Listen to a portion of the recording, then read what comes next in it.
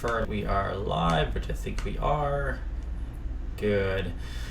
Welcome to Revolution Network. This is Dr. Jason Dean, your source for health, freedom, and knowledge, and I have a very special guest today, an absolutely amazing person. She's a hero of mine because she is taking on the establishment. She's taken on Nancy Pelosi. DeAnna Lorraine, how are you, ma'am? Welcome to the show. I'm good. Thank you. I'm really great. Thank you. You're so welcome. Don't call me. It makes me sound like an old lady. I know. It's a respect for someone who has actually run and gone through the stress of the political machine and everything else. You're an incredible woman. I don't know if you know that. Thank you. I appreciate that. Absolutely. We're going to dive right in today because we're both on limited schedules today, running around like crazy, and that's okay. That's good. That means we're productive. We're Americans who actually want to work and do great things. So give everyone a background on your story, your life. How did you end up in this arena of politics? Yeah, well, I'll try to give it in the most nutshell version possible. So I quit the corporate world, right? Like I worked for a corporate job about only a year and a half or so out of college. And I just wanted to do what I really felt like I was good at and something I was making a difference. So I set up my business as a personal development and relationship coach, okay, kind of like a counselor or a therapist, but, more like playing by my own rules, being more creative.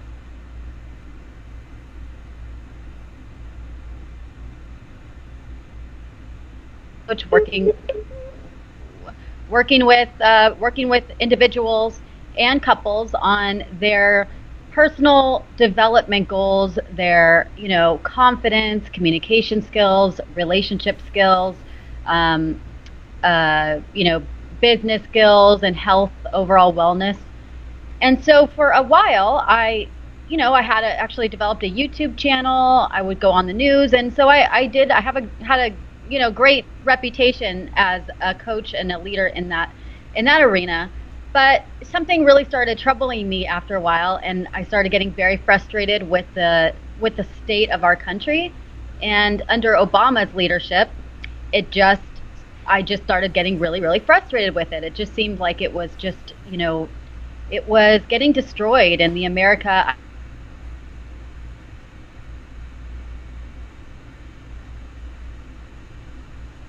started to decompose.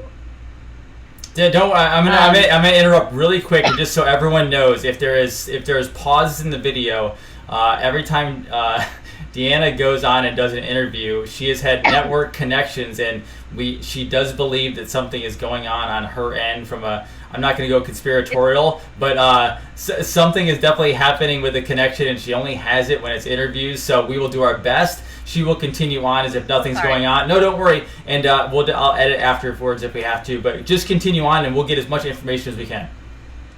Yeah, it only seems to happen when I'm talking too. So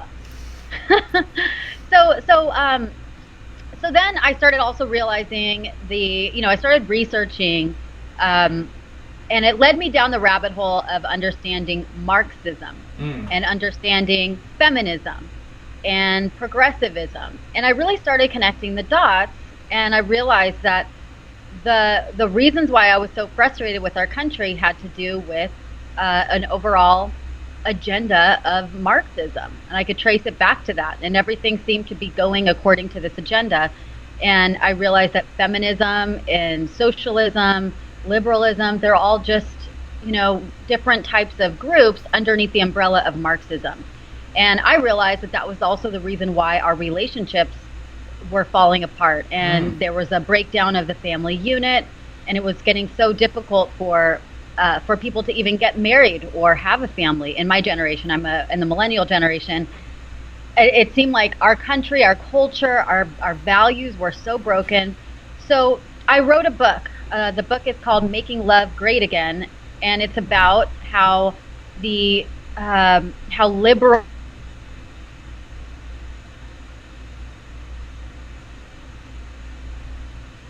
and why, how conservative values are really needed to restore our country, our culture, and our relationships. So that really got me to be very, very clear and solidified on my conservative values.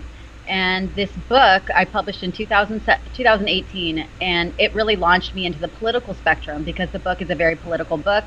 It researches the, Marxism and feminism and everything and the origins of that. And then how to, why we need conservative values so much. And it came out, in 2018. So then I started going on the news a lot. I started doing a lot of talks and public speaking and a podcast about, being a conservative activist and about the destructiveness of liberalism and feminism. And then last year, I just decided to take that to a new level, take my activism to a different level, and I decided to run for Congress. And I realized I really wanted to run for Congress against the head of the snake, Nancy Pelosi, who is really, at the helm of so much of this destruction that is caused by the Democrats in our country. And I wanted to take my issues with her. I felt like I could make the most impact running against Nancy Pelosi. And obviously, and honestly, like she angers me so much. She literally makes my blood boil. The way that she has treated the country and treated San Francisco, her district, has just angered me to no extent. So that's why I decided to run against her. And now you've seen my campaign. So that's really in a nutshell how I got to fighting Nancy Pelosi. How did she gain so much power being from one district in San Francisco and now essentially running the show in the House, obviously? What is it about San Francisco? I mean, give us a little detail on obviously where her power comes from, but also from the standpoint of what is going on in San Francisco? I guess that's really, if you didn't hear that, what's going on in San Francisco? Why? Yeah. In a place that has so much money, technically, obviously the state's bankrupt, but there's so much money. What is happening? Right. There's a huge gap between there's millionaires and billionaires in San Francisco, and then there's the dirt poor and homeless in San Francisco. So, it's Democrat policies that have led to this gap.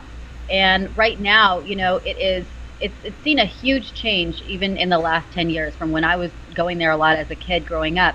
It's really, there's so much homelessness has grown exponentially under Nancy Pelosi's watch. There's so much trash on the streets. There's people defecating. There's crime. There's people shooting up drugs. I mean, it is really like a third world country in certain areas in San Francisco. And yet Nancy Pelosi continues to fatten her wallet. She continues to get richer and richer. She has shady backdoor deals with slush funds, and she's making a lot of profits through, these different backdoor deals, even with China and with Uranium One. She is a wealthy politician that is so out of touch with what America really wants and needs.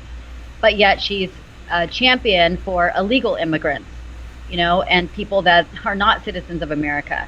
She does not care about homeless. She doesn't care about the people that actually, Americans that really live here. And the state of San Francisco, her district, really reflects that lack of care and that negligence. Is she really good at covering up her crimes, or is it just a matter of coming out? Because it seems like, obviously, you and I and the public, the majority conservative public, or even constitutional libertarian public, it doesn't matter, that falls on that side, it seems very obvious to us. Is it just that San Francisco is just sold into her mindset that allows her to keep winning that? Is that what it is technically? We have a whole segment of America, millions of people in America who believe that Trump is literally Hitler, right? Who believe that orange man bad, and that Russian bots are responsible for the reason why he's in the White House. So we have to remember that these are otherwise intelligent people believing that. So the social engineering and the indoctrination from the left and the media has been extremely strong and extremely effective. So these people believe that Nancy Pelosi is their God. They believe that Nancy Pelosi could do no wrong, and she is a badass and a saint. That's what they believe. So no matter what she does or how obvious her crimes are to us, rational people, these people believe she could do no wrong, and they don't see any crime. That's amazing. This is why this social engineering is so effective.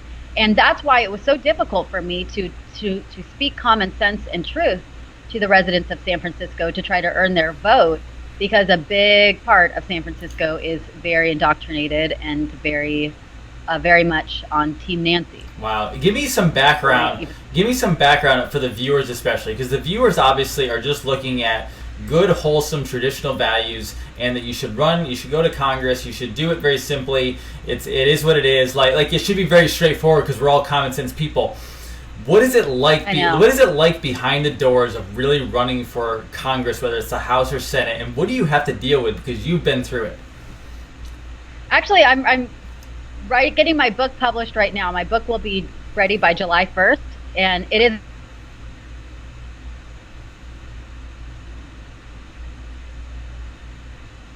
I'll go into like the good, the bad, and the ugly of my campaign and what it's really like running for Congress. So do look out for that book by July 1st. But just a summary, it's nasty. It's really fun. I loved running for Congress. It was really exciting and so much fun. But on the other side, if you're going to especially run against someone that's a big name political Goliath like Nancy Pelosi or Maxine Waters or someone like that with high visibility, you're going to expect a lot of dirtiness. There's a lot of backstabbing, a lot of smears. You're fighting the swamp, and that goes for the other side too. I actually spent a great majority of my campaign fighting the rhinos on, who claim to be a part of our own party. That was who I fought probably the most, are those entrenched rhinos on our own side.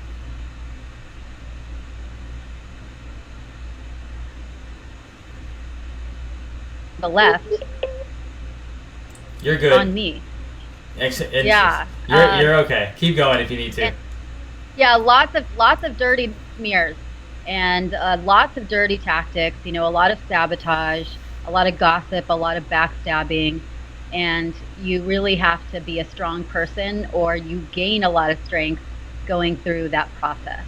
I mean, it obviously, you're either going to run from it, or you're going to fight and continue to stay in the fight, and it's going to make you a stronger person in the end. But it is not for the faint of heart, especially running up against someone with a high visibility like Nancy.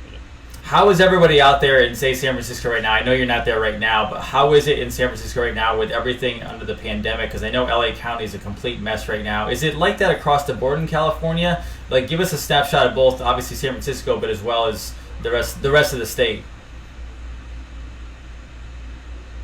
Late March, and pretty much in LA County and San Francisco, they just extended the lockdown apparently till August, which I don't know if people are going to go for that. But there are parks. You can't even go to the park. You can't go to the beach. They've pulled surfers out of the water and given them a ticket. I mean, it's insane. It's really insane. And they're encouraging, the mayors are encouraging people to snitch on each other or snitch on any restaurant or business that allows you to stay inside for a few minutes. It's getting to be very dystopian and very, very totalitarian, and it's crazy. So people are, luckily in California, there is an uprising right now, and people are not standing for this. They're seeing the draconian actions behind it by Gavin Newsom and the mayor of San Francisco, especially, and the mayor of LA, which have been the worst. And there has been rallies and protests every weekend for the last couple of weeks. Tomorrow I'll be going to one in San Diego, and there's up and down California.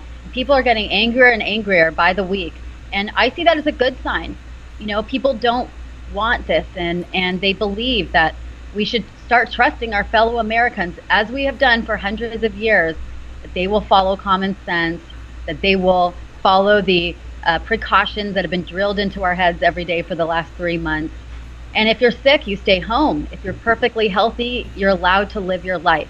That's the point that we're getting to in California. And there's a lot of patriots that are coming out, and a lot of people that are even, apolitical or in the middle or Democrat that are seeing this tyranny as well and coming out. And I think it's waking a lot of those people up.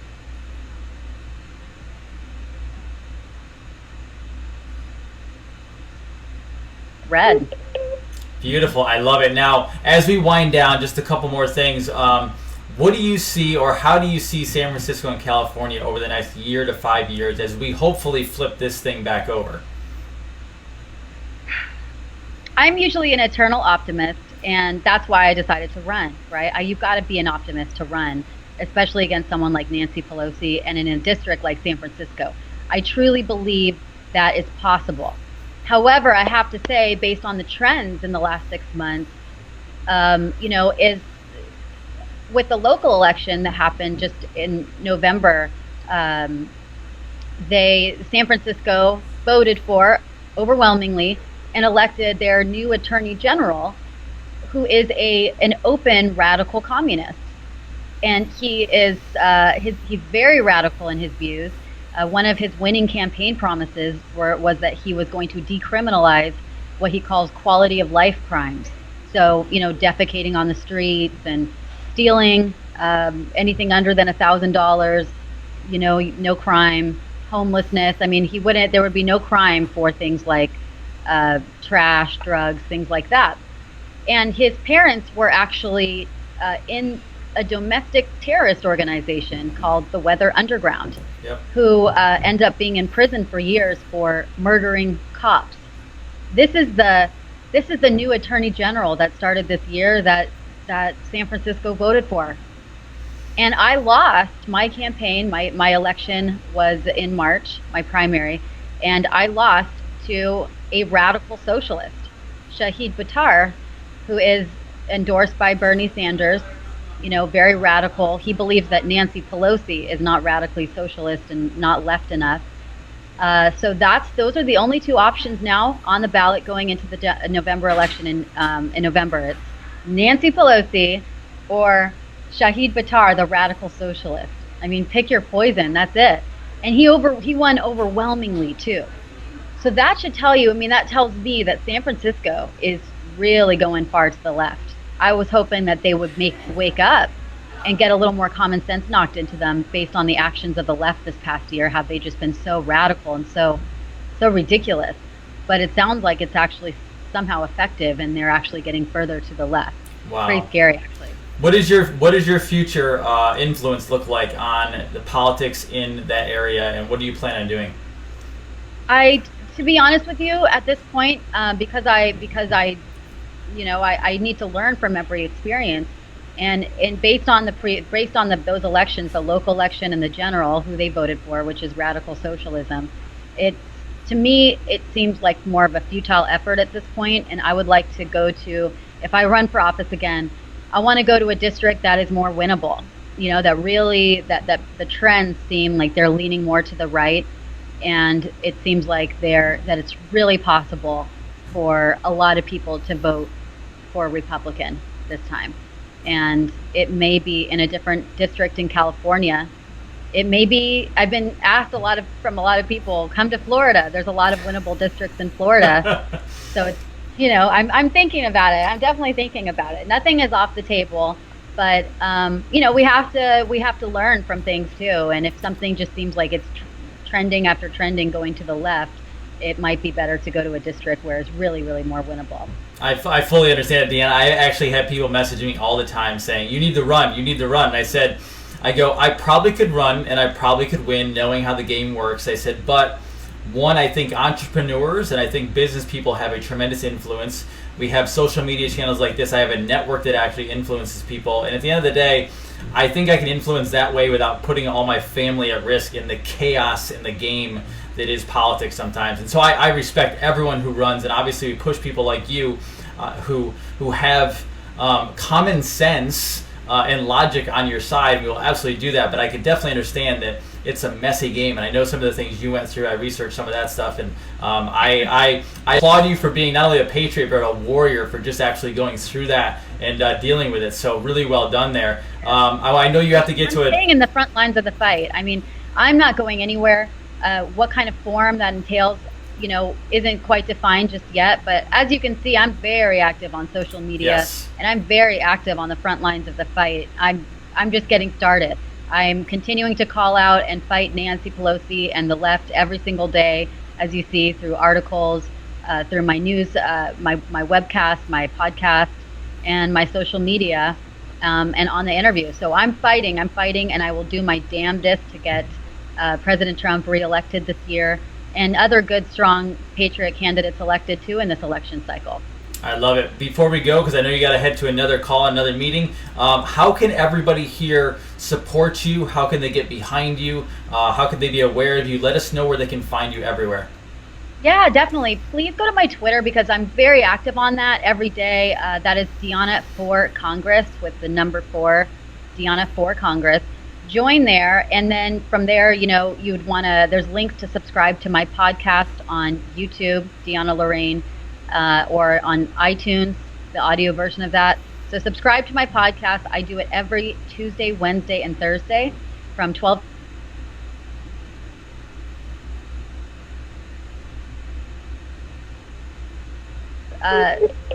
Fighting Nancy Pelosi, 21 lessons I learned fighting Nancy Pelosi and challenging the swamp.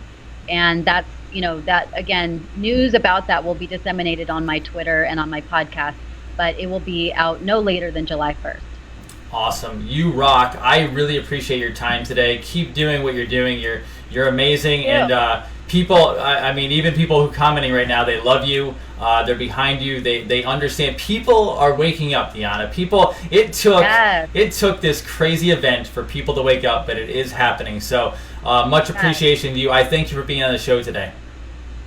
Thank you so much. I appreciate it very much. You're very welcome. Dr. Jason Dean, Revolution Network. That's DeAnna Lorraine from San Francisco, ran for Congress, but now she is going to maybe find another district where we can actually have more influence because she's going to continue going after the witch that is Nancy Pelosi, and we're going to take our country back, and we're going to make a better planet for it. So, Dr. Jason Dean, Revolution Network, we'll see you all later. I'll be back on 9:30 tonight for the Hour Live, and have a wonderful, amazing day, and keep fighting, keep staying vigilant, and help your fellow American. Take care. Bye-bye.